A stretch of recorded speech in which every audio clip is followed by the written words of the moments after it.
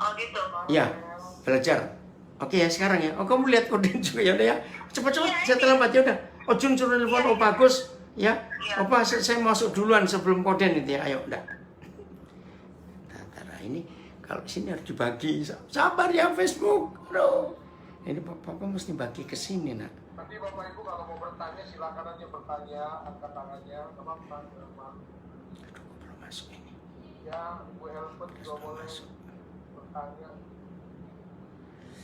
Penyelenggara. Bu Helpet ini satu pekerja dengan saya dan istri saya di Alfa Omega. Jadi di Palembang juga. Ini nungguin keluarnya ini baru dipindah, di share. Mudah-mudahan ini. Nah ini dia. Salam kenal Bu Helven. Namanya bagus sekali Helven. Dari Medan Bu, beliau dari Medan Bu, Medan. Terima kasih. Kalau Bapak Jeki di mana posisinya? Saya di Palembang Bu. Palembang. Oh, oke. Tapi orang Maluku Utara. Gitu. Itu rekan-rekan kami Bu, rekan-rekan kami yang pelayanan. Nah sekarang yang Facebook satu, Facebooknya ada 2 atau apa ini? Di-share lagi ke situ. Iya, ini yang sip satu lagi. Sabar ya yang di situ Facebook sabar. Nah ngelihat dari sini. Nah ini sedang. Selamat malam. Selamat malam. Cek, coba. Ini rekan saya yang kemarin Oh. positif COVID tapi sembuh Bu. Pendeta Bu, Puji pendeta. Tuhan ya Pak Heri. Ya, terima kasih Pak Agatha. Bu Agatha, maaf. Cek coba cerita kenapa milih tema ini, pemberdayaan orang percaya. Kenapa? Oke, saya ngambil tema ini dari Markus pasal 16. Pandangan orang, setiap orang yang punya kuasa atau demonstrasi kuasa Allah, kesembuhan, sebuah urusan, Audio. biasanya konotasinya pendeta, pemimpin. Oke. Markus 16 itu dikatakan setiap orang yang percaya akan diberi kuasa. Nah malam hari ini sebagian besar ini adalah jemaat loh yang ikut. Yang Facebook bisa dengar suara ini enggak? Yang Facebook. Coba ketik ya. Suaranya Jeki, Pak Jeki bisa dengar yang Facebook? Para pendeta, tapi otoritas itu bagi semua orang percaya. Ya, nanti dia sudah jelaskan. Silakan deh. Masih nunggu. Oke. Ya.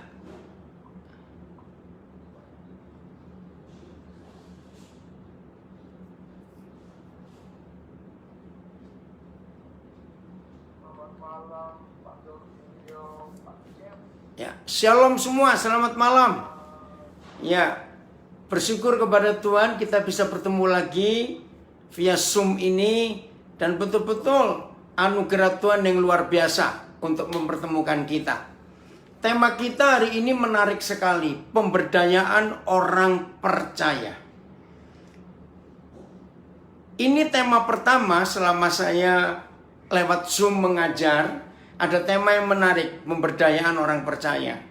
Nah, saudara, satu kalimat ini saya mau katakan kepada saudara, dengar baik-baik. Iblis tidak melarang orang untuk ke gereja. Iblis tidak melarang orang untuk berdoa. Iblis tidak melarang orang untuk memberi persembahan. Matikan videonya dulu ya. Coba. Oh, kenapa? Masih putus-putus ya. Masih putus-putus, nggak pakai video ya? Nah, bisa jelas? Masih putus-putus ya. Aduh, masih putus-putus. Gimana ya? Tuhan, tolong, Tuhan, tolong. Masih Tolong. sinyalnya masih putus-putus? Jack, bagaimana? Masih apa Hengki? Di sana suara juga masih putus-putus ya Pak Hengki? Iya, di sini putus-putus, Pak. Putus-putus ya?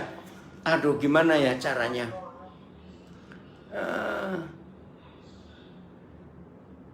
Masa coba keluar lagi berarti? Maaf ya, yang Facebook juga sabar dulu. Ini suara di Zoom-nya putus-putus. Ya, sebentar. Keluar dulu aja. Belanda enggak ya? Belanda bagus Belanda Putus-putus ya. juga Pak Jeki. Putus-putus. suara Ibu Agatha masuk. Putus-putus. Masuk ya, bagus ya. Putus-putus di saya, Pak.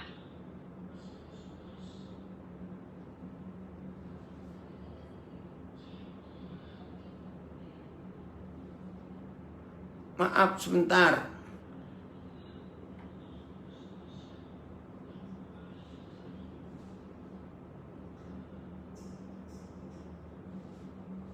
Sabar ya. Tuhan tolong betul. Tuhan kami mau belajar firman-Mu.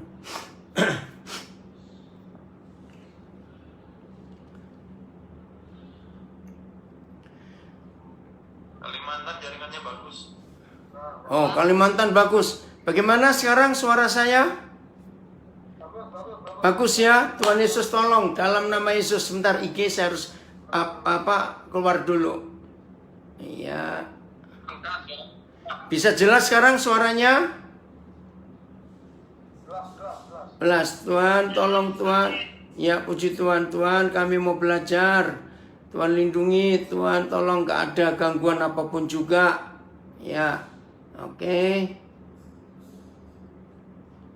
Ya, yang Facebook ya, gambarnya jelas, puji Tuhan. Ya. Oke, kita belajar ya. Ya. Shalom, selamat malam semua. Kita bersyukur bisa bertemu lagi dalam Zoom ini lewat virtual atau online ini. Tema kita menarik, Saudara.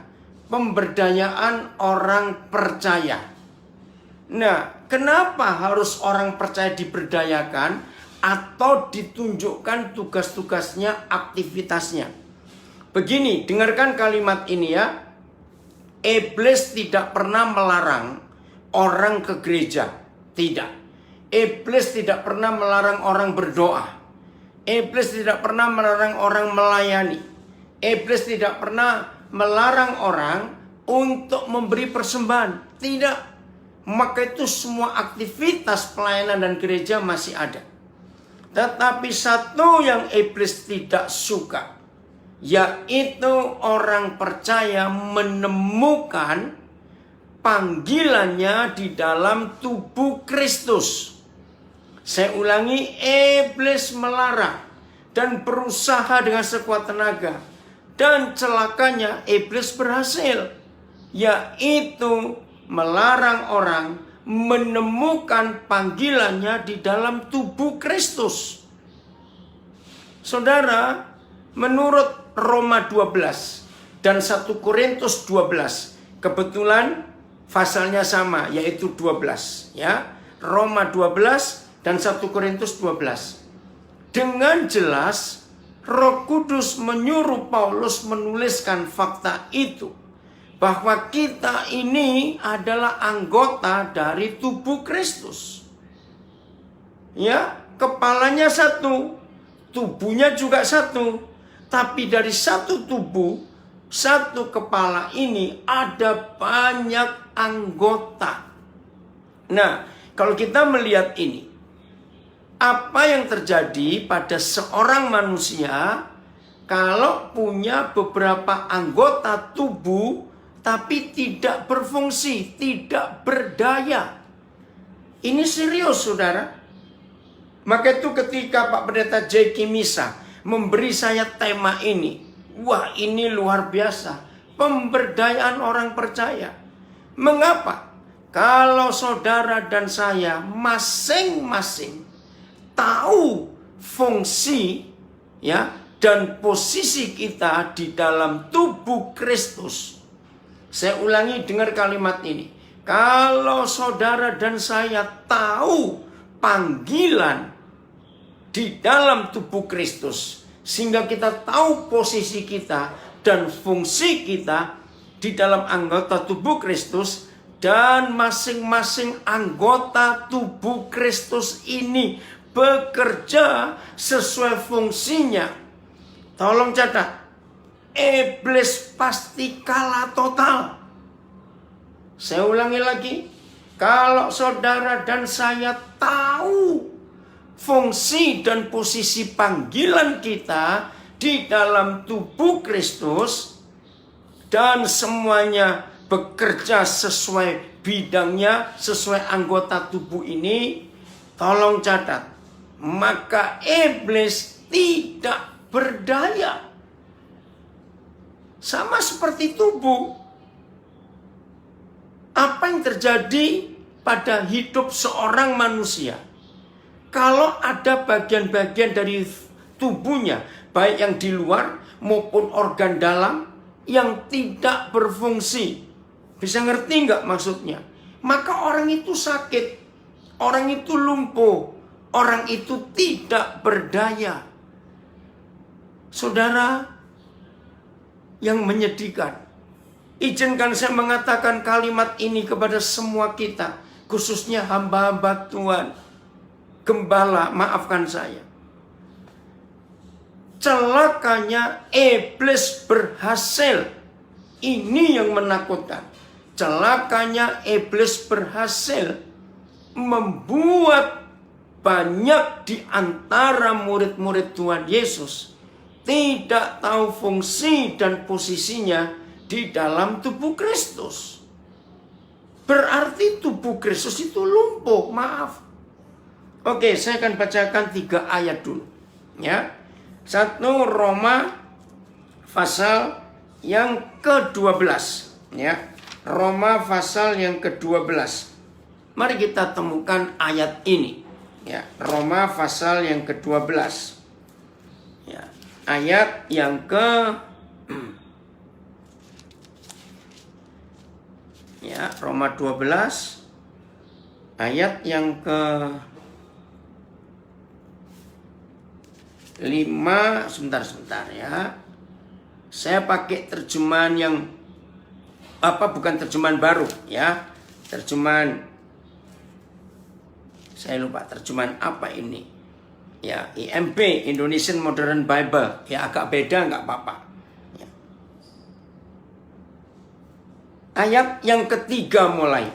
Roma 12 ayat 3. Karena anugerah yang diberikan kepadaku, aku berkata kepada setiap orang di antara kamu, agar tidak berpikir melampaui yang seharusnya dipikirkan.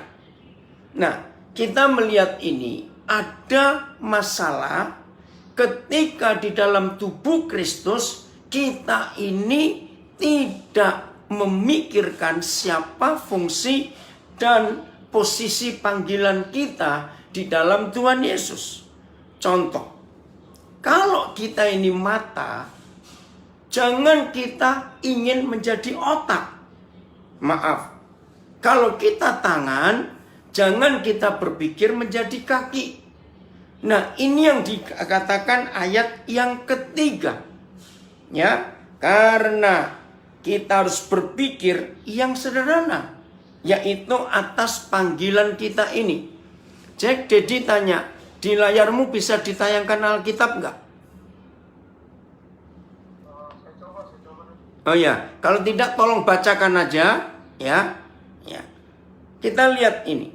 Jadi kita nggak boleh berpikir melampaui yang bukan bagian kita, melainkan berpikir jernih. Sebagaimana Elohim telah membagikan takaran iman kepada tiap-tiap orang. Ayat 4. Sebagaimana kita mempunyai banyak anggota. Nah, mulai kelihatan ini. Sebagaimana kita mempunyai banyak anggota di dalam satu tubuh, dan setiap anggota tidak memiliki fungsi yang sama. Saya ulangi. Sebagaimana Roma 12 ayat 4. Sebagaimana kita mempunyai banyak anggota di dalam satu tubuh, dan setiap anggota tidak memiliki fungsi yang sama. Demikian juga kita, yang walaupun banyak anggota, adalah satu tubuh di dalam Kristus. Dan setiap orang adalah anggota seorang terhadap yang lain. Nah, sampai kalimat ini, saudara, maka nggak ada pertengkaran, nggak ada perpecahan, nggak ada perselisihan. Terima kasih, nak. Ya, lihat kalimat terakhir ayat 4. Tetapi tidak semua anggota itu mempunyai tugas yang sama. Dalam terjemahan Indonesian Modern Bible, Dan setiap orang adalah, ayat 5 ya, ayat 5, masih ayat 4 ya. Dan setiap anggota tidak memiliki fungsi yang sama. Beda semuanya. Terus ayat 5. Demikian juga kita, yang walaupun banyak anggota adalah satu tubuh di dalam Kristus. Dan setiap orang adalah anggota seorang terhadap yang lain. Ayat 5, ya saya baca pakai terjemahan baru aja. Demikian juga kita, walaupun adalah satu tubuh di dalam Kristus, tetapi kita masing-masing adalah anggota yang seorang terhadap yang lain. Ayat 6. Demikianlah kita mempunyai karunia-karunia pelayanan yang berlain-lainan menurut kasih karunia yang dianugerahkan kepada kita. Ya, saya stop sampai di situ dulu. Jadi masing-masing kita ini punya fungsi dan punya posisi yang beda-beda. Cek tolong 1 Korintus 12 ayat 12. Ya, siapkan itu. Nah, saudara, saya ulangi lagi. Iblis benci kalau saudara dan saya sebagai anggota tubuh Kristus, kita itu tahu fungsi dan posisi kita. Kenapa iblis nggak suka? Karena kalau semua anggota tubuh Kristus itu tahu fungsinya, tahu posisinya, tahu tugasnya, maka di dunia ini ada sebuah kekuatan dari kuasa Tuhan Yesus Kristus yang dahsyat. Tolong catat ini, saudara. 2000 tahun lebih sejak dia naik ke surga, sampai hari ini perpecahan dalam gereja, dalam tubuh Kristus belum berakhir. Maka itu hari ini kita dapat tema yang gak main-main. Pemberdayaan anggota gereja, anggota tubuh Kristus. Ya, mana Jack? 1 Korintus 12 ayat 12. Ayo kita lihat ayat ini. Agak panjang pembacaannya, tapi ini penting sekali. 1 Korintus 12 ayat 12. Karena sama seperti tubuh itu satu, jelas ya, dan anggota-anggotanya banyak. Saya ulangi, karena sama seperti satu tubuh itu satu, dan anggota-anggotanya banyak, dan segala anggota itu, ini penekanannya, dan segala anggota itu sekalipun banyak merupakan satu tubuh. Ditegaskan di kalimat terakhir 1 Korintus 12 ayat 12. Demikian pula Kristus. Ini penekanannya. Terima kasih nak, kamu berikan highlight di situ. Demikian pula Kristus. Saudara, ini kerinduan Tuhan atas kita. Ayat 13. Nah. Boleh nggak yang di layar terus dulu? Karena Dedi baca agak panjang nanti. Ayat 13-nya. 1 Korintus 12. Ya. Sebab dalam satu roh, kita semua, baik orang Yahudi ya, maupun orang Yunani, baik budak maupun orang merdeka, telah dibaptis menjadi satu tubuh. Dalam nama Yesus, saya ingin menegaskan kebenaran ini. Jadi tujuan utama kita yang percaya Tuhan Yesus harus dibaptis. Ya, saya ulangi. Tujuan utama supaya saudara dan saya yang percaya kepada Tuhan Yesus itu harus dibaptis. Maaf. Bukan untuk menjadi salah satu anggota gereja. Tidak. Saudara dan saya telah dibaptis untuk menjadi satu tubuh, yaitu tubuh Kristus. bukan untuk jadi anggota gereja A, gereja B, dan seterusnya. Lagi sekali saudara, iblis tidak pernah melarang orang ke gereja, orang berdoa, orang belajar Alkitab, orang memberi persembahan. Dia tidak pernah melarang. Tapi yang iblis larang, supaya semua kita yang menjadi murid Yesus tidak tahu fungsi dan posisi kita di dalam keanggotaan tubuhnya. Berarti sama seperti satu tubuh, ya, penekanannya seperti Kristus. Ayat 12 tadi kalimat terakhir. Berarti, nah demikian pula Kristus. Kalimat terakhir ayat 12. Saya ulangi supaya kita ingat, terus kita belajar melangkah lebih jauh. Apa yang terjadi pada seorang manusia kalau ada anggota tubuhnya yang tidak bisa berfungsi karena sakit, karena ini, karena itu, karena kecelakaan, maaf ya, sehingga ada beberapa anggota tubuh nggak bisa berfungsi. Maaf, saya bukan berkata tentang orang sakit, ya maaf, tidak, saya bicara umum. Nah, seperti itu ketika saudara dan saya sebagai anggota tubuh Kristus, kita tidak berfungsi karena kita nggak tahu posisi kita ada di mana. Lanjut, ayat yang ke-14, ya 14. Karena tubuh juga tidak terdiri dari satu anggota, tetapi atas banyak anggota. Tapi ada masalah di dalam tubuh Kristus. Lihat ayat 15. Andai kata kaki berkata, karena aku bukan tangan, aku tidak termasuk tubuh. Jadi benarkah kaki tidak termasuk tubuh? Ya, karena dia bukan tangan. Ayat 16. Dan andai kata telinga berkata, karena aku bukan mata, aku tidak termasuk tubuh. Jadi benarkah ia tidak termasuk tubuh? Jawabannya ya enggak dong. Mata, kaki, tangan, telinga adalah anggota tubuh. Ayat 17. Wih, ini geli kalau saya baca ayat ini, geli.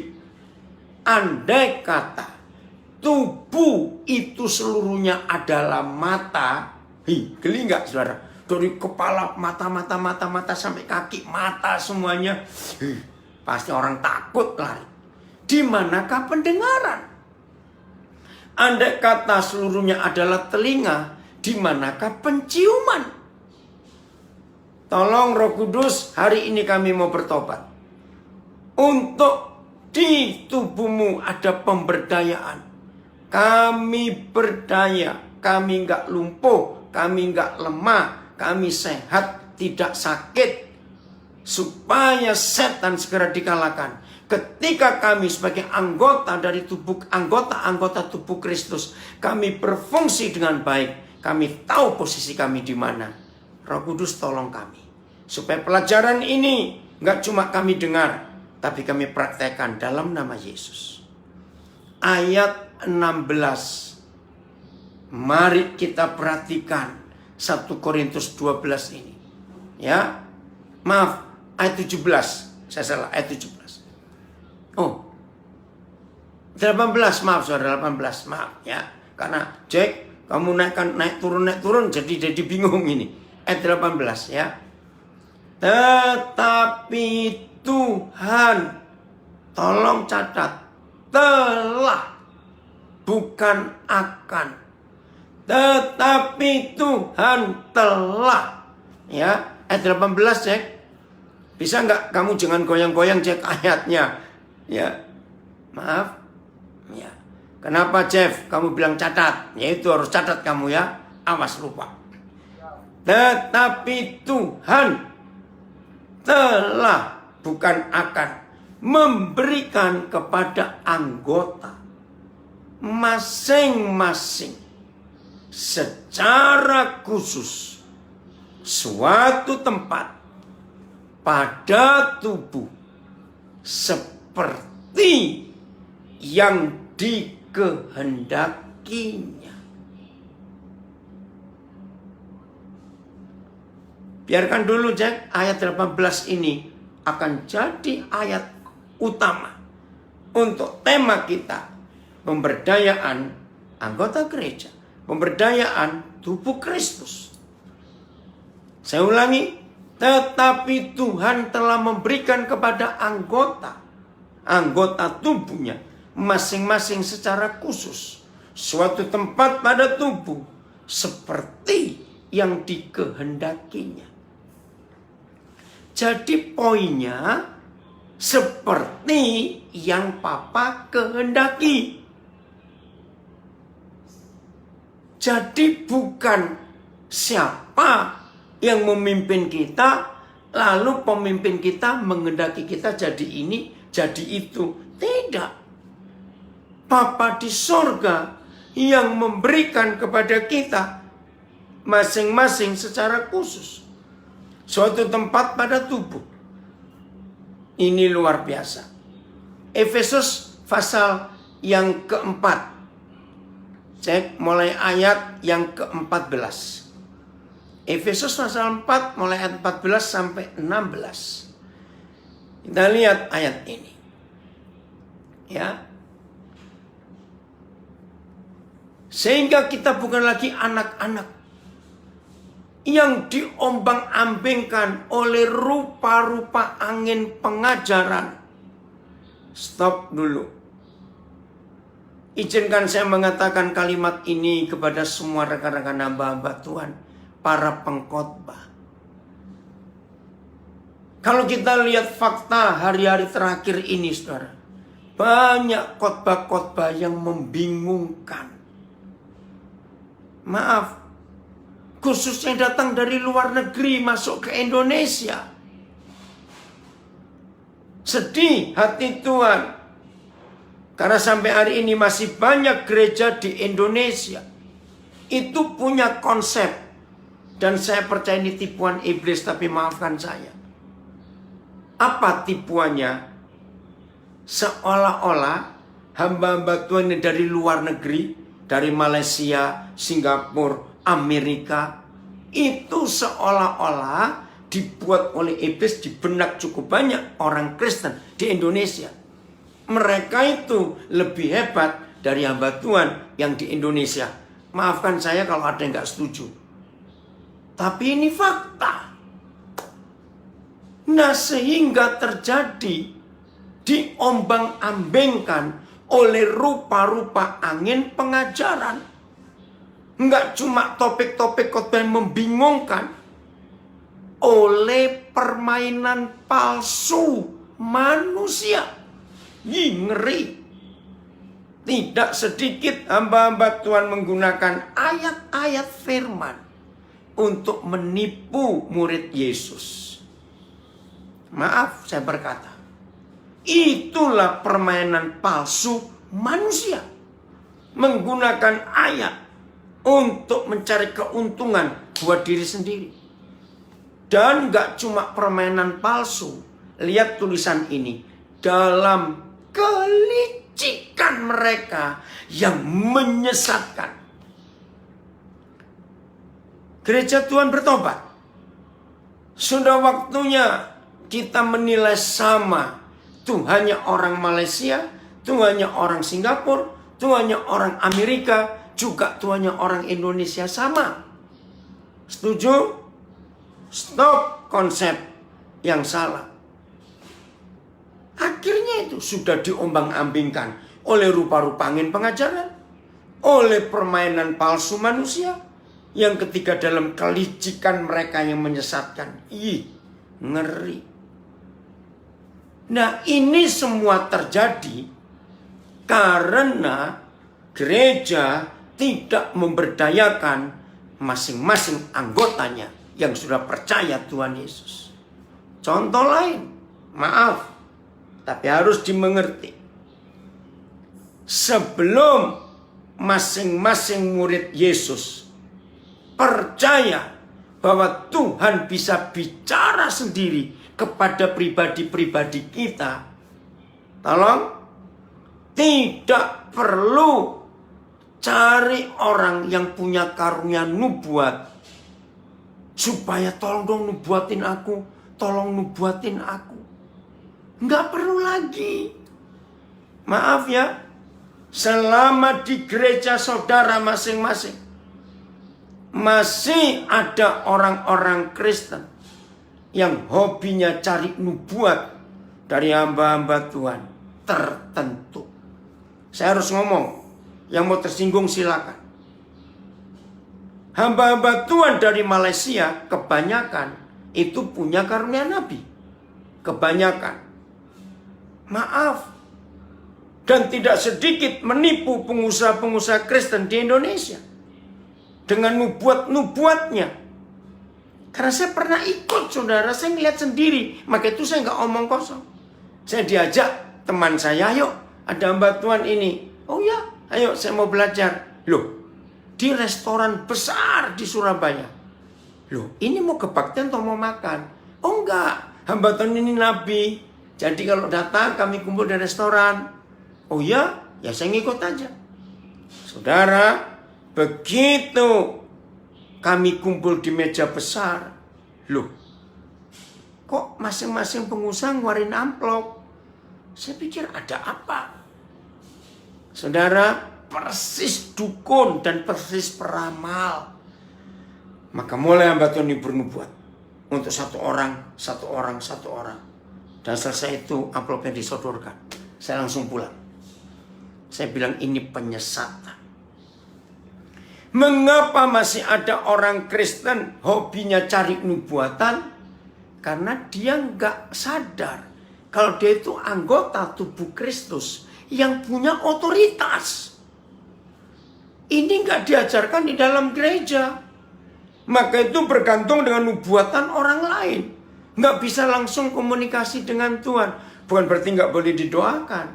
Saya harap saudara mengerti. Ini loh ayat 14 ini menakutkan. Efesus 4 ayat 15. Tetapi, nah ini dia. Kapan saudara dan saya tidak bisa diombang-ambingkan, nggak bisa disesatkan oleh kelicikan pengajaran-pengajaran palsu, walaupun pakai Alkitab. Kalau saudara dan saya sudah bisa berpegang teguh kepada kebenaran di dalam kasih, lalu kita bertumbuh di dalam segala hal ke arah Dia, yaitu Kristus yang adalah kepala. Saudara, kenapa saya katakan tadi? Setan melarang keras orang-orang Kristen di dalam gereja diberdayakan supaya tetap jadi anggota jemaat saja, yang cuma datang duduk dengar duit, maaf. Tapi nggak pernah ditunjukkan kamu itu punya posisi ini loh dalam tubuh Kristus. Kamu itu punya fungsi ini loh. Karena cuma diajar bergantung kepada si hamba Tuhan. Maka itu ayat 15 ini luar biasa. Gini saudara-saudara, ini salah satu cara untuk ngecek hamba Tuhan yang mengajar kita itu benar atau salah lewat Efesus 4 ayat 15. Yaitu hamba Tuhan itu mendorong kita, ya dengar kalimat ini Efesus 4 ayat 15. Hamba Tuhan itu mendorong kita ke arah Kristus, diajari harus bergantung kepada Tuhan Yesus, atau hamba Tuhan itu menarik saudara ke dirinya. Gampang bukan untuk mengetahui ini? Ya ini ayatnya. Semua harus bertumbuh di dalam segala hal ke arah Dia, yaitu Tuhan Yesus Kristus yang adalah kepala gereja. Tidak ditarik ke si hamba Tuhan. Tidak. Maka itu saudara dan saya harus bisa teguh, kokoh, kuat, berpegang kepada kebenaran. bukan kepada khotbah hamba Tuhan A, hamba Tuhan B. Tidak. Ya, caranya ngecek begitu. Terima kasih karena pengajaran melemekan Kurnianto. Ya, terus ayat 16. Nah, ini mulai kelihatan lagi bagaimana masing-masing anggota tubuh, anggota gereja itu berdaya. Ya, bisa ngerjakan sesuatu sesuai fungsi dan panggilannya. Terima kasih Bapak, terima kasih. Daripadanya lah. Siapa? Yesus Kristus Tuhan yang adalah kepala kita. Daripadanya lah seluruh tubuh. Harusnya seluruh anggota-anggota tubuh yang rapi tersusun. Rapi toh? Lihat anggota tubuh kita rapi bukan? Walaupun jari-jari kita nggak sama persis bentuknya. Tapi rapi bukan? Dan diikat. Nah ini loh. Diikat. Lihat ini antara sendi-sendi. Satu ruas jari kita saja. Ada berapa? 1, 2, 3. Ada 3 ruas. Satu jari kita ini. Kelingking juga ada 3 ruas. Nah masing-masing. Dari jari-jari turun telapak tangan. Ya. Terus telapak tangan pergelangan tangan. Terus ada lengan. Ada siku. Ada lengan atas. Pundak. Seterusnya. Saudara ayat 16 ini luar biasa. Dan diikat menjadi satu oleh pelayanan semua bagiannya. Saudara tahun 82, tepat 1 Desember 82. Dengan pertolongan Roh Kudus, saya bersama beberapa teman hamba-hamba Tuhan yang sebagian masih hidup sampai hari ini, kami di Surabaya mendirikan sebuah pelayanan yang saya dapat dari Roh Kudus gara-gara Efesus 4 ini. Begini, persekutuan pelayanan tubuh Kristus. Kami singkat PPTK. Lagi sekali, persekutuan yang terdiri dari pelayan-pelayan dari anggota tubuh Kristus. Di situ kami mulai membangkitkan siapa saja yang mau bergabung untuk ditemukan panggilanmu di bagian apa. Wah, waktu itu seru sekali saudara. Di Indonesia baru ada 1 waktu itu di Surabaya. Nah, dari situ berkembang pelayanan yang luar biasa. Dan orang-orangnya masih aktif sampai hari ini. Gara-gara ayat ini. Jadi masing-masing anggota tubuh Kristus itu punya bagian pelayanan yang berbeda-beda. Tetapi semua diikat menjadi satu tubuh. Dan pengikatnya adalah kepala. Jadi seharusnya begitu kita melihat tubuh Kristus. Lihat badan kita sendiri. Gigi saja nggak boleh sombong. Lalu kalau gigi nggak punya gusi, nggak punya bibir, terus gimana? Kan menakutkan.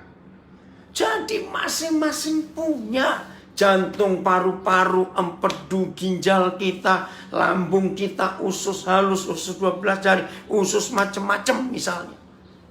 Saudara di situ punya bagian masing-masing. Terus belum selesai. Ini jelas sesuai. Tahu kata sesuai? Nggak boleh melebihi fungsi dan posisinya. Sesuai. Maka itu masing-masing anggota tubuh harus berdaya sesuai fungsinya. Oke? Sesuai dengan kadar pekerjaan tiap-tiap anggota. Maaf ya, ini cuma intermezzo saja. Aduh, jangan tersinggung ya. Karena waktu saya menerangkan ini, Roh Kudus memberi ide dan hikmat untuk mempermudahkan Efesus 4 ayat 16. Maaf ya, jangan tersinggung. dan diikat menjadi satu oleh pelayanan semua bagiannya sesuai dengan kadar pekerjaan tiap-tiap anggota. Stop dulu, maaf. Jangan marah ya, saya jangan dimarahin. Kalau hidung kita gatal, maaf, kita pakai kelingking atau pakai jempol? Maaf loh, jangan tersinggung. Ngerti nggak ilustrasi ini? Itulah artinya semua diikat menjadi satu oleh semua pelayanan bagiannya sesuai dengan kadar pekerjaan tiap-tiap anggota. Jadi masing-masing tahu fungsinya. Kalau yang dipilih jadi kaki, ditetapkan jadi kaki, ya jadilah kaki. Jangan pengen jadi yang lain. Belum selesai.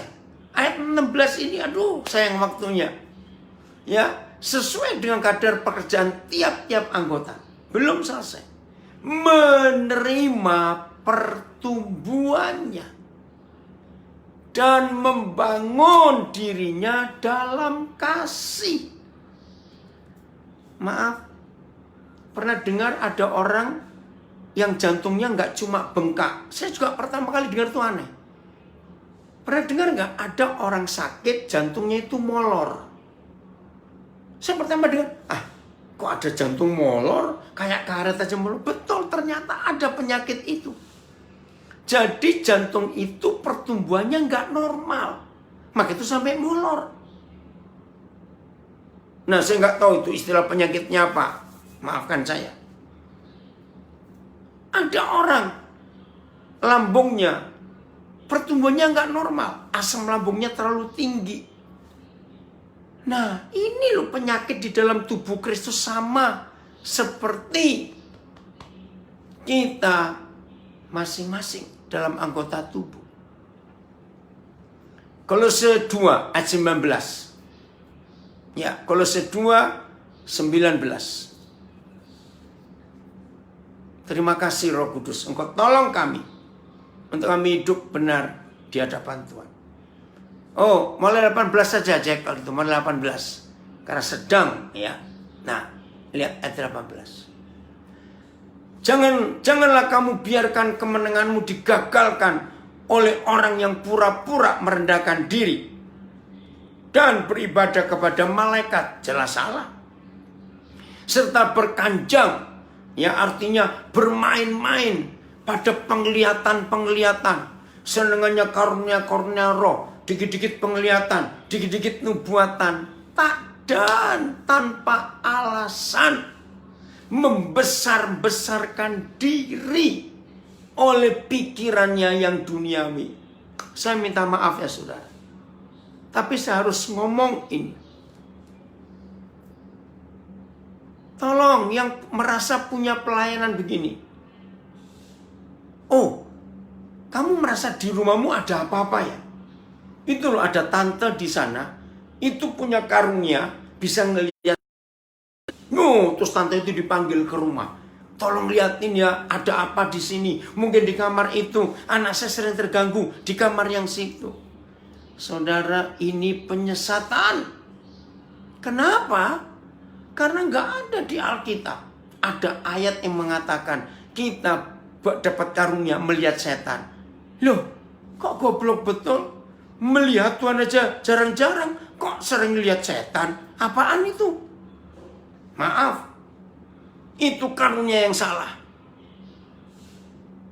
Ini harus diperhatikan. Serta berkanjang pada penglihatan-penglihatan dan tanpa alasan membesar-besarkan diri. Kan jadi sombong orang-orang kayak begitu. Terus kemana-mana sepertinya sok rohani. Jangan masuk dulu, jangan masuk dulu. Ada sesuatu yang gak beres ini, ada yang gak beres ini. Nah itu kan jadi pemburu setan, Ghostbusters. Nggak begitu pelayanan yang sesungguhnya, tidak. Maka itu kalau masing-masing anggota tubuh tahu posisi dan fungsinya, nggak ada yang satu merasa lebih sombong dari yang lain. Maka itu begini pertanyaannya. Perlu dijawab nggak kalau ada orang tanya? Kalau begitu, sebutkan kepada saya 2 saja anggota tubuh yang paling penting. Ada yang bisa jawab? Nggak ada. Semua anggota tubuh penting. Nggak ada yang nggak penting.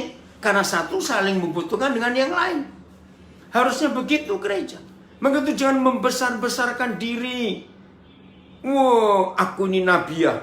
Aku ini nabi. Aku ini suka terima penglihatan. Aku suka diberi mimpi. Aku suka begini. Maaf. Lalu tidak sedikit orang-orang Kristen ngikut hamba Tuhan yang punya karunia model dukun. Maaf. Model peramal seperti ini. Dan heran saya. Sampai hari ini masih banyak orang-orang Kristen. Maaf ya. Yang nggak beda seperti orang cari dukun. Anak mau sekolah, bingung. Mau masuk perguruan tinggi mana ya? Ayo kita doa di pendoa itu yuk. Orangnya peka, bisa dengar suara Tuhan. Nah, ini membuat tubuh Kristus, anggota tubuh Kristus, tidak berdaya, tidak berfungsi dengan baik. Membesar-besarkan diri oleh pikirannya yang duniawi. Sedang, nih ayat 19. Sedang, artinya yang seharusnya ia itu berpegang teguh kepada kepala. Tapi orang ini tidak berpegang teguh pada kepala. Ada tuh penyakit namanya Parkinson yang goyang sendiri anggota tubuh karena nggak mau tunduk pada kepala, maunya sendiri. Dari mana? Masih ayat 19 Kolose 2. Seluruh tubuh yang ditunjang dan diikat menjadi satu. Terima kasih Tuhan. Saudara, di ayat 19 ini ditemukan kebenaran yang buat saya sungguh luar biasa. Roma 12, 1 Korintus 12, dan Efesus 4. Itu jelas anggota tubuh. Kepala kita perlu sesuatu untuk nempel di tubuh. Antara tulang yang satu dengan tulang yang lain perlu pengikat. Nah, di ayat 19 ini ada 2 lagi anggota tubuh Kristus yang bentuknya kelihatan sama, ya, fungsinya juga hampir sama. Apa itu? Urat-urat dan sendi-sendi. Join, ya, bahasa Inggrisnya, ya, persendian kita kan ada urat antar. Keren sekali firman Tuhan ini. Jadi di dalam gereja ada orang-orang yang punya karunia panggilan tertentu, spesifik. Ini misalnya itu. Tapi kita melihat loh, ini pengalaman saya gara-gara melihat ayat 19 Kolose 2. Pasti di semua pekerjaan Tuhan, ya, di semua pekerjaan Tuhan itu ada orang, istilah Jawa itu serabutan. Bahasa Indonesia apa kata serabutan ya? Orang, itu bahasa Inggrisnya. Ada orang yang di sini bisa, di situ bisa, di sana bisa. Nah, itulah orang yang memang punya karunia urat dan sendi. Yang suka ngikat menjadi satu semua anggota bagiannya. Wah, ini luar biasa. Jelas ya saudara? Nah, sampai di bagian ini sekarang kita menemukan. Jelas nggak apa yang saya katakan pertama tadi? Iblis melarang murid-murid Yesus tahu posisi dan panggilannya. Oke, karena waktu. Kalau saudara pernah baca Yeskiel pasal 37, ya, itu kisah yang luar biasa. Yeskiel pasal 37, saya nggak bisa baca sekarang karena waktunya ya. Tapi kisah ini yang terjadi kebangkitan Israel. Masih ingat? Suatu saat Yeskiel dibawa ke sebuah lembah. Dia kaget. Tulang-tulang kering. Nggak tahu berapa banyak tulang-tulang kering berserakan. Yeskel bingung, aku disuruh apa? Masih ingat ya? Yeskel 37 nanti baca di rumah. Bernubuatlah Yeskel supaya datang roh, datang ini dengan cepat. Akhirnya Yeskel bernubuat dengan kuasa Roh Kudus. Tulang-tulang itu bersatu, ya, menempel ke bagiannya masing-masing. Maka Yeskel menuliskan, itulah laskar akhir zaman yang harus tampil untuk mengalahkan iblis di akhir zaman ini. Nah, inilah fakta bahwa ketika gereja tidak mau tahu, hanya disuruh rajin ke gereja saja. Pokoknya minggu datang ya, ikut ibadah, tapi nggak dituntun, nggak ditunjukkan ke arah mana mereka bergerak masing-masing anggota tubuh. Maka tubuh Yesus di situ lumpuh. Kasihan Tuhan. Nah, mari saudara mulai hari ini kita yakin dan tahu Tuhan sedang bekerja luar biasa. Oke? Nah, Hakim-Hakim 5 ayat 20. Wah, ini menarik lagi saudara. Suatu hari dalam kemenangannya, ya, Deborah setelah perang melawan Sisera, ya, dia nyanyi. Nah, salah satu bait lagunya unik. Ayo kita lihat. Bagaimana mereka bisa menang? Ya. Hakim-Hakim 5 ayat 20. Hakim-Hakim 5, Jack, ada Jack? Ayo, Hakim-Hakim 5 ayat 20. Kita melihat ayat ini. Nah, ini kalau tubuh Kristus bisa berfungsi dengan baik. Ya, Hakim-Hakim 5 ayat 20. Dari langit berperang bintang-bintang. Dari peredarannya mereka memerangi Sisera. Saudara, apa arti firman ini? Ribuan tahun yang lalu, ternyata Deborah sudah diberi hikmat dan pengertian. Ada triliunan bintang, enggak tahu berapa banyak jumlahnya di langit sana. Saudara, ternyata Deborah tahu kalau semua bintang itu punya orbit. Ini bahasa ilmu pengetahuannya. Bahasa Indonesianya peredarannya, garis edarnya. Mengapa Deborah menyanyi seperti ini? Ini sebuah konsep. Ya, karena waktu itu 12 suku ikut berperang. Dan Deborah mengalami kemenangan yang luar biasa. Karena masing-masing suku tahu tempatnya, tahu fungsinya. Sehingga mereka perang bersama-sama. Ya, nanti kalau sempat kita bahas itu. Nah, bukankah bintang-bintang itu adalah keturunan Abraham?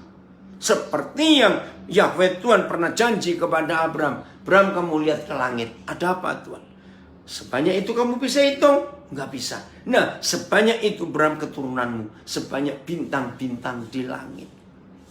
Maka kalau Deborah nyanyi dari langit, berperang bintang-bintang. Yaitu dari orbitnya, dari garis edarnya, memerangi Sisera. Jadi ketika saudara dan saya tahu fungsinya. Dalam ilmu manajemen, ya, ada istilah job description. Pendelegasian tugas, pembagian tugas. Nah, seorang manajer disebut hebat justru bukan kalau dia one man show. Maaf. Di dalam gereja sampai hari ini masih cukup banyak one man show. Satu orang saja. Maaf ya saudara. Maka itu izinkan saya mengatakan ini. Tapi saya tidak bermaksud untuk merendahkan, menyalahkan satu dua gereja. Tidak. Tapi inilah fakta. Mengapa ada gereja-gereja yang sudah eksis sekian puluh tahun dan pelayanannya luar biasa. Maaf, tapi begitu gembalanya meninggal, gereja yang luar biasa puluhan tahun itu berantakan. Maaf, pernah tahu nggak gereja seperti itu? Nah, inilah akibatnya. Karena di dalam gereja itu hanya satu orang yang tampil. Yang lain cuma suruh duduk, dengar, diam. Duit, maaf. Maka itu ketika pemimpinnya meninggal, bubar. Nggak tahu ini mau diapain. Nah, di dalam ilmu manajemen, di dalam leadership training, maka seorang leader, seorang pemimpin disebut berhasil kalau dia bisa mencetak pemimpin yang lain lagi. Dan begitu seterusnya. Maka itu saudara-saudara, dengan tema yang luar biasa ini, kita belajar sekarang. Harus ya memberdayakan masing-masing anggota jemaat. Dari garis edarnya, dari garis edarnya, bintang-bintang itu memerangi Sisera. Nah, sekarang kita lihat ayat topiknya, Markus 16. Silakan nak dibuka tema yang Jeki dapat. Markus berapa? Ya. Ini tema, ayat tema kita. Markus 16 ya, Jack. Oh, 17. Ya. Saudara? Oh, 17 semuanya ya. Oke, saya akan baca. Markus 16 ayat 17. Tanda-tanda ini akan menyertai orang-orang yang percaya. Jadi kriterianya bukan orang yang punya jabatan ini, jabatan itu, yang bisa ini, bisa itu. Tidak. Tapi semua orang yang percaya. Saya ulangi. Markus 16 ayat 17. Ya. Tanda-tanda ini akan menyertai orang-orang yang percaya. Jadi kalau saudara dan saya percaya, ya udah. Berarti kita punya otoritas yang luar biasa. Saya tinggalkan dulu Markus. Tolong cek Yohanes 14 ayat, Yohanes 14 ayat 12. Ini keren sekali. Yohanes 14 ayat 12. Ya. Inilah satu dari 2 ayat saja dalam Injil Yohanes yang memberitahu kita definisi orang percaya itu apa. Cuma ada 2 ayat, nanti saya tunjukkan yang satu. Ini definisinya. Aku berkata kepadamu, sesungguhnya barang siapa percaya kepadaku, jelas ya, yang percaya kepada Tuhan Yesus. Terima kasih Bapak, terima kasih Tuhan Yesus. Saya langsung ganti kita saja ya, karena kita yang percaya. Kita akan melakukan juga apa? Ayo, kita akan melakukan apa? Nah, pekerjaan-pekerjaan yang Tuhan Yesus lakukan. Stop dulu. Nah, saya minta, ini kalau masing-masing anggota tubuh Kristus, kalau masing-masing anggota, terima kasih Rahman ini bacanya apa nih? Rahman Aldi. Saudara, ada saudara kita yang ikuti di Instagram saya, I'm Muslim but I believe Jesus. Amin. Ya, saya belum kenal ini. Oke. Saudara, perhatikan. Sebutkan 5 hal saja yang Tuhan Yesus pernah lakukan yang kita masing-masing tahu. Nah, setelah kita nyebutin 5 pekerjaan yang Yesus pernah lakukan, Lalu kita tanya ke diri kita. Dari 5 yang aku tahu, yang Yesus pernah kerjakan, aku sudah kerjakan berapa? Oke? Jawab dalam hati. Ternyata tidak hanya pekerjaan-pekerjaan yang dia lakukan, yang ditetapkan supaya saudara dan saya melakukan. Lihat koma. Bahkan pekerjaan-pekerjaan yang lebih besar daripada itu. Masa sih? Logikanya apa? Ih, sombong bener lu. Enggak, ini enggak sombong, saudara. Karena yang bicara Tuhan Yesus. Dan kenapa enggak sombong? Karena alasannya. Titik. Kalimat terakhir ini dahsyat. Mengapa saudara dan saya yang percaya kepada Tuhan Yesus, kita pun bisa mengerjakan pekerjaan-pekerjaan yang Yesus lakukan, bahkan lebih besar? Garis bawahi, nak. Sebab aku pergi kepada Bapa. Lama saya mendapat rahasia ayat ini. Loh, terus apa? Anak-anak muda bilang, so what? Kalau Yesus pergi kepada Bapa, terus apa? Mengapa hanya gara-gara dia pergi kepada Bapa, maka saudara dan saya yang menjadi murid-muridnya, yang percaya kepada dia, bisa mengerjakan pekerjaan-pekerjaan dia lakukan, bahkan lebih besar. Itu hanya karena dia pergi ke Bapa. Nah, sekarang saya harus tunjukkan kesalahan sebagian besar gereja. Pasal 14 ayat 1 Yohanes ini. Maaf. Yohanes 14 ayat 1 sampai 3 adalah ayat-ayat yang paling sering dikhotbahkan kalau ada orang meninggal dan di kuburan. Aduh, kasihan Tuhan Yesus. Ini loh saudara yang kita salah terjemahkan ayat ini. Ya, jadi mulai hari ini Yohanes 14 ayat 1 sampai 3. Mulai hari ini tolong rekan-rekan saya pendeta, jangan khotbahkan lagi ayat ini di kuburan. Ternyata artinya lain. Ya, dengan mengambil kalimat terakhir ayat 12. Kenapa kita bisa melakukan yang lebih besar dari yang dia kerjakan? Karena dia pergi kepada Bapa. Nah, ada apa waktu dia pergi ke Bapa? Janganlah gelisah. Oh, ayat 1 nak, ayat 1. Cek ayat 1, 14. Oke. Ya, stop dulu. Janganlah gelisah hatimu. Oke, ya biar cek ya. Janganlah gelisah hatimu. Percayalah kepada Bapa. Percayalah juga kepadaku. Di rumah Bapakku banyak tempat tinggal. Jika tidak demikian, tentu aku mengatakannya kepadamu. Sebab aku pergi ke situ untuk menyediakan tempat bagimu. Terus, mana cek?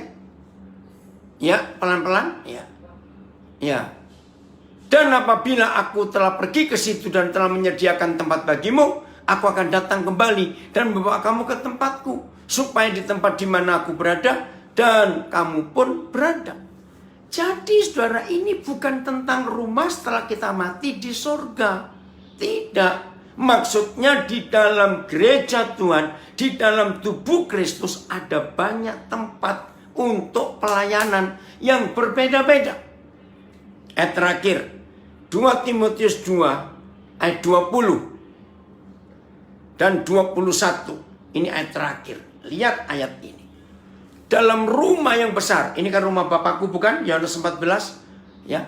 Dalam rumah yang besar bukan hanya terdapat perabot dari emas dan perak, melainkan juga dari kayu dan tanah. Yang pertama, emas perak dipakai untuk maksud yang mulia, ya. Dan yang terakhir, kayu dan tanah untuk maksud yang kurang mulia. Jika seorang menyucikan dirinya dari hal-hal yang jahat, ia akan menjadi perabot rumah untuk maksud yang mulia. Ia dikuduskan, dipandang layak untuk dipakai tuannya, dan disediakan untuk setiap pekerjaan yang mulia.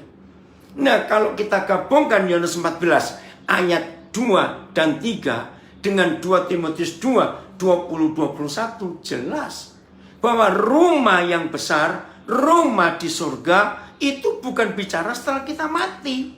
Bicara setelah kita percaya Yesus, kita punya karunia berbeda-beda Kita bisa dipakai macam-macam oleh Tuhan. Dalam rumah yang besar, itulah rumah Tuhan. Ada banyak perabot. Nah, maka itu kalau masing-masing di gereja, orang Kristen, orang percaya diberdayakan dalam panggilannya, setan kalah. Penginjilan segera terjadi. Banyak jiwa diselamatkan. Karena semua bergerak di karunia-Nya yang beda-beda itu tadi. Keren gak ini saudara? Maka itu mulai hari ini, ayo kita bergerak bersama-sama. Sesuai dengan karunia panggilan kita yang berbeda-beda. Tapi kita tetap satu tubuh. Dan semuanya menuju ke arah kepala. Kita nggak boleh jalan maunya sendiri, tidak. Maka itu ada mentor-mentor, ada gembala-gembala yang mengatur, yang mengarahkan supaya rapi, tersusun, sendi-sendi, urat-uratnya, masing-masing bagiannya bekerja. Pokoknya luar biasa. Saya harap semua saudara yang baru pertama kali mendengar pelajaran ini, saudara jadi semangat untuk tahu fungsi dan posisi panggilan kita masing-masing. Tuhan memberkati kita semuanya. Ayo kita lakukan firman ini. Ini langsung keluar ya? Boleh sebentar untuk diskusi. Ayo, boleh siapa yang mau bertanya silakan. Ya, ayo. Langsung. Bapak Heri Dendian mungkin, Pak Edwin. Silakan. Pak Edwin mungkin mau bertanya. Pak Heri Dendian. Baik, di sini Thomas silakan ya. Waktu kita hanya 10 menit lagi karena Pak Daniel akan keluar. Iya, maafkan. Iya. Ada yang mau bertanya silakan. Mari. Pak Heri Dendian. Mana? Om Edwin kira-kira? Atau yang lain silakan. Buka aja mute-nya, buka. Ya, shalom. Shalom. Ya, saya dari Kalbar. Selamat malam, Om Daniel. Kalbarnya di mana? Kalbarnya di mana? Di Kabupaten Ketapang. Oh, Ketapang, selatan ya. Ya, pinggir laut. Ya, oke, silakan. Ya, saya pelayan di Kalbar, Puji Tuhan. Ini Om soal pemberdayaan jemaat. Ya, Saya sering menemukan ada batasan-batasan untuk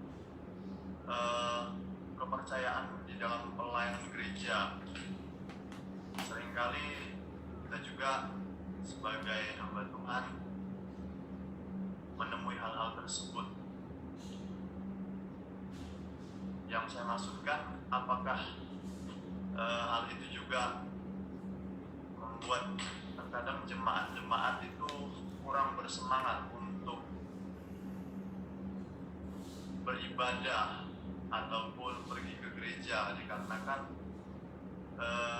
hanya orang-orang tertentu yang masih kita temui, itu masih ada orang-orang tertentu yang dipercayakan, belum adanya pemberdayaan secara umum, secara semua gitu. Jadi saya maksudkan hanya orang-orang yang kelihatan menonjol gitu.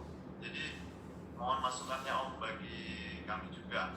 ya, Sebagai hamba Tuhan. Jadi ketika kita temukan hal demikian, kita juga merasakan apa yang dirasakan oleh jemaat-jemaat Tuhan di dalam pelayanan gereja. Terima kasih Om. ya. Oke, Horas Pak Selitonga. Ya, jadi begini.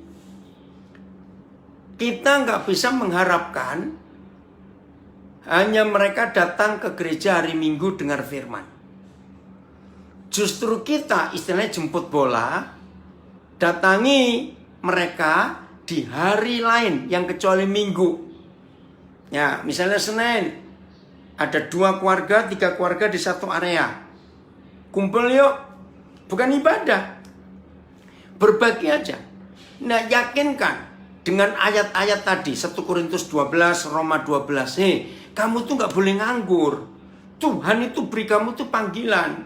Efesus 4, Kolose 2. Nah, begitu Pak Silitonga, bangkitkan semangat. Nah, latih mereka. Latih. Ya. Begini, saya dulu dilatih jadi pengkhotbah. Ini pengalaman bagus. Ya, ada 2 guru saya. Satu Edwin Stube dari Amerika, 2 itu Yeremia Rim. Dua-dua sudah dipanggil Tuhan. Saya masih ingat, ya. Ini Jackie juga perlu belajar semuanya. Tiap kali mereka mau khotbah, ya, mereka memberi saya kesempatan. Kamu mau duluan atau kamu yang nutup? Pertama saya kaget juga. Hah? Saya duluin. Saya panggil Om Stup. Saya duluin Yeremia Rim, orang hebat itu. Nggak apa-apa. Nah, kadang-kadang saya duluan ngomong dulu. Nanti mereka yang nambahin. Kadang-kadang mereka ngomong dulu. Saya suruh nutup. Khotbah lo ini saudara. Tapi sejak hari itu saya berani untuk mengajar. Jadi waktu mereka waktu saya diajak mereka pergi, maka saya harus siap-siap. Pasti aku ini disuruh. Nah, ternyata terlatih. Jadi berani. Nah, Pak Silitonga coba digilir dari anggota jemaat itu. Ya, minggu ini suruh doa pembukaan. Ya, yang lain doa mau firman. Yang lain doa penutup. Ya, atau suruh bacakan pengumuman. Itu latihannya yang kecil-kecil. Ya, atau ikut tim doa. Atau apa lagi. Nah, kalau semua jemaat diajak, dilibatkan, ya itu latihan dasarnya, maka perkembangannya akan lebih gampang. Kalau Pak Silitonga pergi kemana ngunjungi jemaat, doakan, ajak yang bisa diajak, suruh dia sharing sesuatu, ya, suruh dia mendoakan. Nah, itu latihan kami dulu dengan guru-guru kami. Ya, lanjut. Pak Eri Ferdian, lanjut. Ya, terima kasih Pak Jeki. Selamat malam Pak Daniel. Shalom, selamat malam. Salam. Pak Daniel juga sama dengan terikat dengan Papa. Mertua saya juga namanya Daniel. Oke. Almarhum. Iya. Ya, sudah. Ya, puji Tuhan, saya pelayanan di Bangka, tepatnya di Bangka Selatan. Pertanyaan saya sehubungan dengan pemberdayaan jemaat di dalam, khususnya dalam gereja lokal. Pertanyaan pertama, apa kendala-kendala waktu Bapak Daniel memulai untuk memberdayakan jemaat di gereja lokal?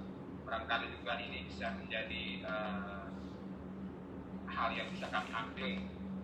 Langkah-langkah apa ketika ada kendala-kendala di dalam memberdayakan mereka?